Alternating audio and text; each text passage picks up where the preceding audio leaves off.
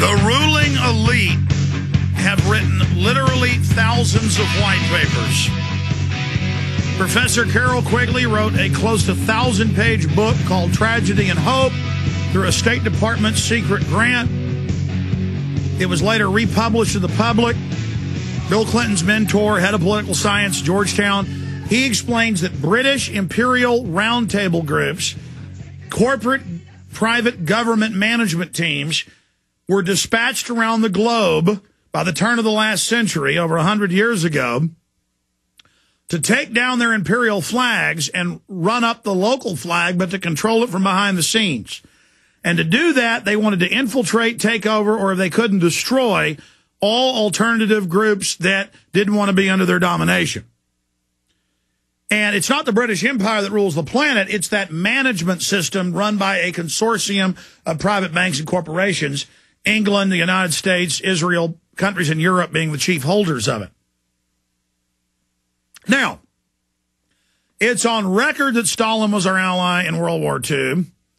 It's on record that Patton was killed because he didn't want to go along with it. It's on record that they wanted to use anti-communist movement in the country to restrict free speech, get control of Hollywood, and create a synthesis. By having communists call for communism, then the government could just call for higher taxes and not sound as anti-American. They moved everything over towards the collectivist angle, which the fascists and the communists always want. The tyrants always want to deal with a strong man, with a thug, with an oligarchy. That's what Carol Quigley explains. He says it's a good thing, and he's for it. And it's publication after publication after publication of these guys explaining how they do it, and you just don't get it. Of course, the FBI and others infiltrated any group they could. That's what we're talking about. That's what I'm exposing here. And, of course, McCarthy was very useful for them. He meant well while he was just going after leftists and people. But as soon as he found out the Army and State Department are basically running Russia, as soon as he found out about that, he was shut down instantly. Now, I go back to the fact that collectivism never works and isn't a good thing. But looking at the false bipolar world, by funding Soviet expansion worldwide, the Soviets got to suppress their people because they were fighting an outside threat, a staged crisis.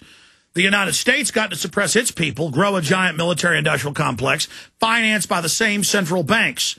The Rothschilds going back 300 years to Italy and Germany and France and Britain, financing both sides.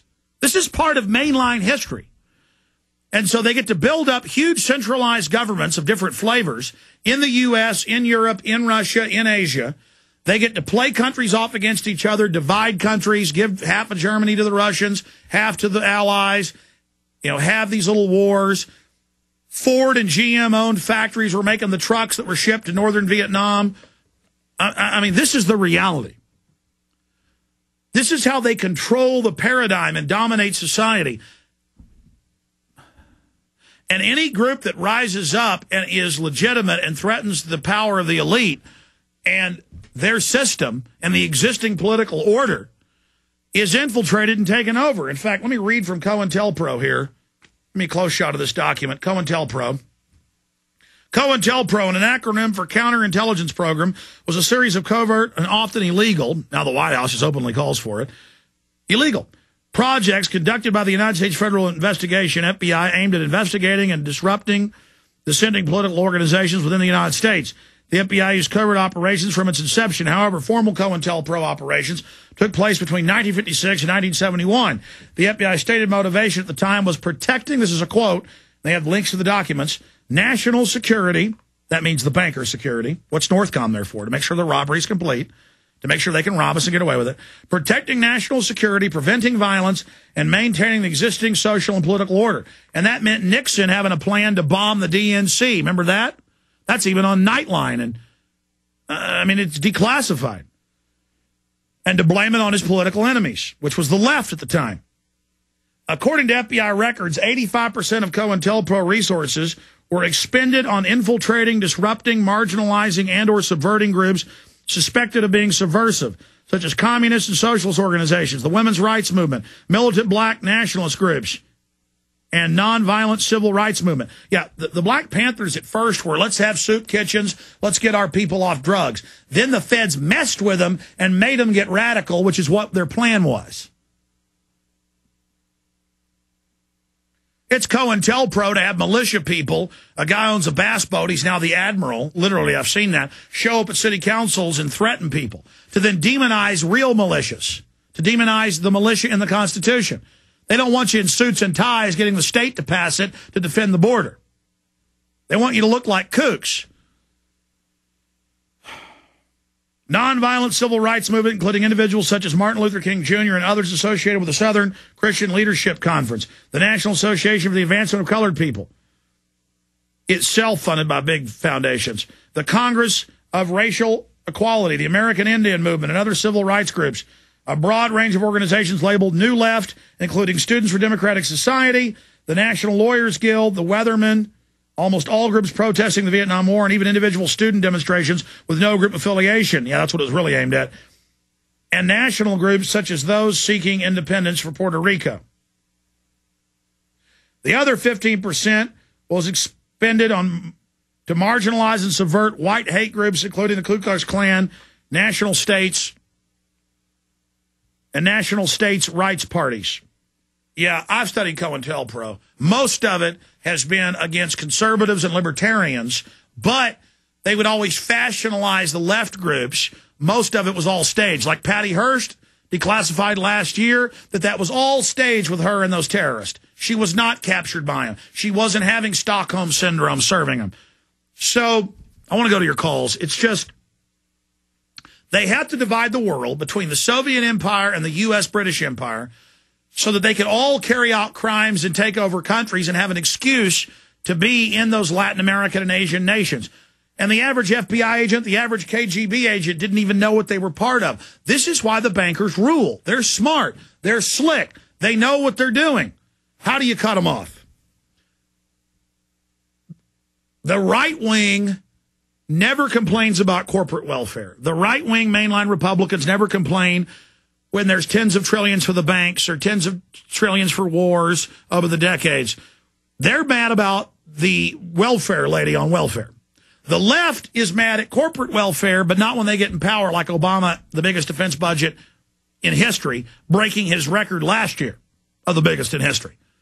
So it's left-wing rhetoric to control their fake left-wing methodology with the general public. As the false revolution, they push the revolution into that they know is organic so they can control it. And yes, they do infiltrate and try to infiltrate right-wing groups, radicalize them, control them, create fake groups. Yes, that's going on. Yes. But does that not mean that some of the ideas of the left aren't legitimate, like let's not sterilize Indian women? Or many of the ideas of the mainline right aren't real, like let's have lower taxes?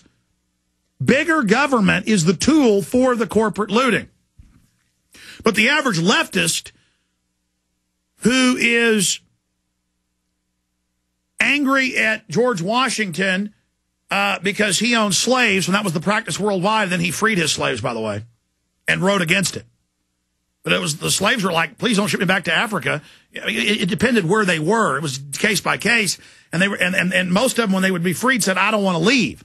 When you see stuff like Roots and shows like that, that is the extreme examples. And it was a horrible institution, but it still goes on through government debt and control today. What do you think the third world's under through the IMF and World Bank? They're in a form of slavery. So instead of obsessing on the time that George Washington lived in 230 plus years ago, which the media does, why don't they talk about how the UN and eco-science all talks about how they want to kill off the third world brown people? See, when you get up to elite leftist level, like Cass Sunstein, President Obama's appointee to head the Office of Information and Regulatory Affairs.